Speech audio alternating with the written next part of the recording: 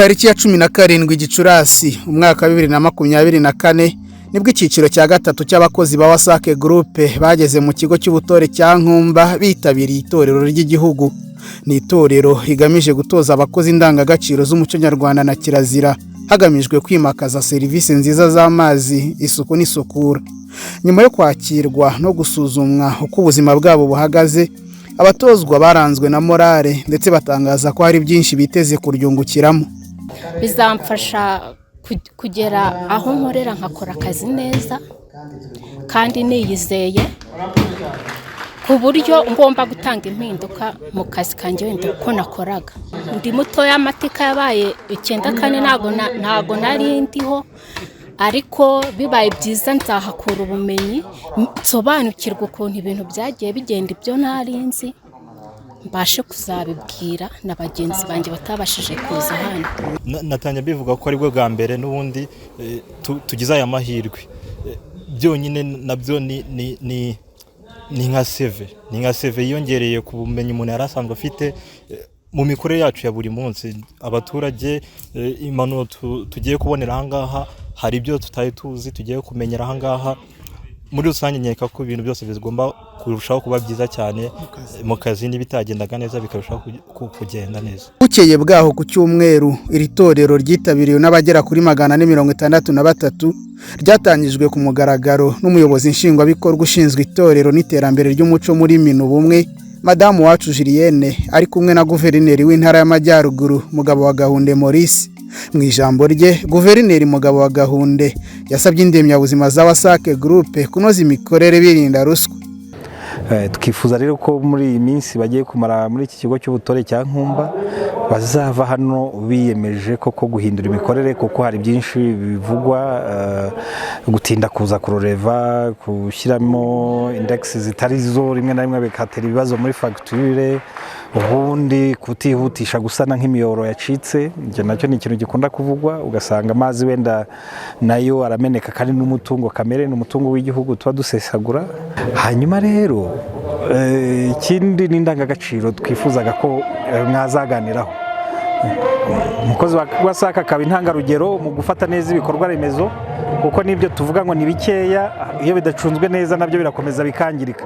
Uko ari bikeya rero tugomba kubisigasira, ntitwemerere ari umukozi wa Wasake we washaka kunyereza n'ibiri muri stoke, cyangwa se n'inama twajya n'abaturage nabo kumenya gufata neza ibyo bike byabonetse.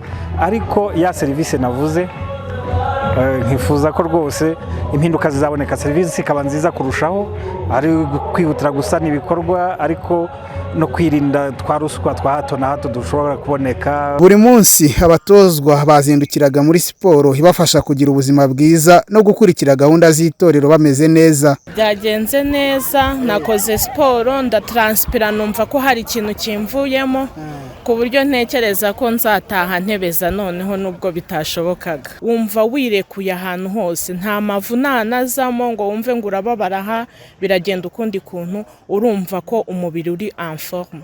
Kubera ko umuntu abyusa akora siporo, umuntu aba ya refreshing the mind ku buryo bimufasha gukurikira neza. Mu gihe cy'iminsi 8 abatozwa bahawe ibiganiro 15 byibandaga ku kumenya amateka n'umuco by'u Rwanda, amahitamo akwiye muri Wasake kwimakaza indangagaciro na kirazira, uburyo bwo kwirinda ibyaha mu kazi, ingengabitekerezo ya jenoside n'ikwirakwira ryayo mu karere, kwizigamira ubuzima bwo mu mutwe n'ibindi. Iri torero ryabaye umwanya wo gusasa inzobe hagati y'abakozi ba Wasake Group, hagamijwe kurebera hamwe uko serivisi z'amazi, isuku n'isukura batanga zarushaho kunozwa. Umuyobozi wa sosiyete ishinzwe gukwirakwiza amazi n'isukura Wasake Utility, Madamu Umuhumuza Giselle, nawe ari mu baryitabiriye. Watojwe nanjye muri iri torero muri iki cyiciro cya gatatu, icya mbere nakunze no kubona iyo nyota yari ihari. Iyo nyota irahari, kandi icya kabiri ni ukubona abantu bose bameze nk'abantu bavuga bati hano hari, twavuye mu masupane, twavuye mu bintu bya buri munsi, nta muyoboro wacitse, ntaki, twese turi kwitekerezaho, ukabona umuntu wese arashaka guhindukira. Icyo rero nge nagikunze cyane. Icya gatatu ni impamba turi buvane hano ikomeye cyane, kuko burya iyo mwese muri mu mujisho umwe mukiyemeza mugahiga, n'iyo umwe atannye undi aramwibutsa ati nyamara do bya bindi. Ni nacyo ntekereza ko kizadufasha nyuma y'iri torero, ku buryo niteze yuko umuntu azajya abona noneho mu kazi akajyamo koko yumva impamvu yako, ndetse akajyanamo tukagira n'imitangire ya serivisi inoze kurushaho. Abatozwa bakoze imikorongiro ine irimo kumenyana, gusigasira igisenge, kunyura mu mitego no kujya mu cyerekezo, yose igamije kubigisha indangagaciro zikwiye kubaranga mu kazi no kugera ku ntego. Igitaramo n'inkera mbere y'uko abatozwa bajya kuryama biri mu byaranze iri torero. Bataramaga mu mbyino gakondo, bakaganira gitore, abandi bakivuga n'ibindi, ndetse bibukijwe kenshi indangagaciro remezo z'umuco w'u Rwanda arizo gukunda igihugu, gukunda umurimo, ubumwe n'ubupfura n'izindi zizishamikiyeho.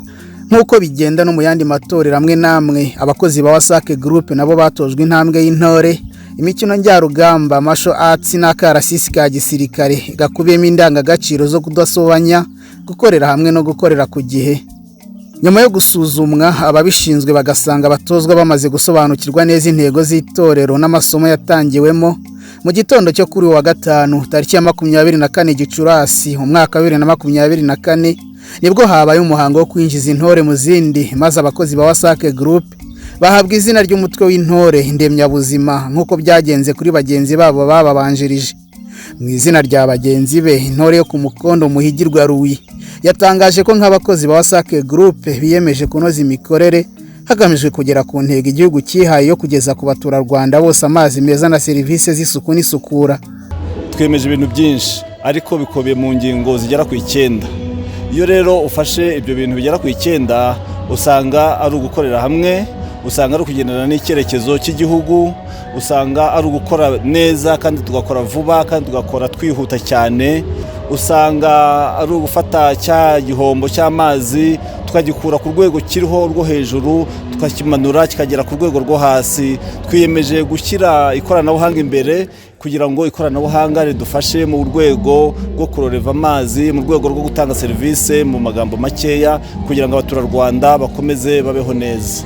Na serivisi z'isukura twazivuzeho, ubu rero tugiye gushyiramo imbaraga. Iyo birebye ubona imbaraga zitarajyamo ari nyinshi, twiyemeje nazo kuzishyiramo imbaraga ku buryo mu myaka iri imbere abanyarwanda ubwo bazaba babireba bakavuga bati Wasake mu isuku n'isukura iri gukora ibi n'ibi kandi bifatika. Abanyarwanda bagiye kwibonesha amaso mu gihe kiri imbere.